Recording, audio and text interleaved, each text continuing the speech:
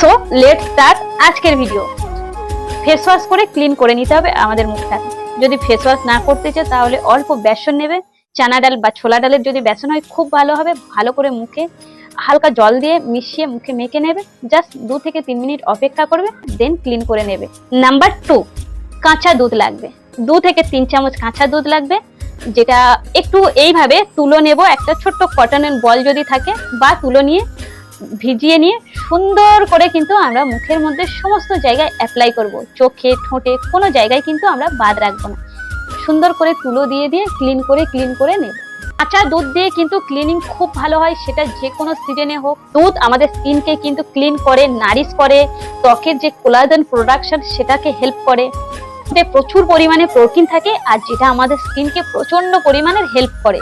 দেন একটা কটনের টাওয়াল নিয়ে বা মাইক্রোফাইবার টাওয়াল নিয়ে মুখটা ভালো করে ক্লিন করে নিতে হবে।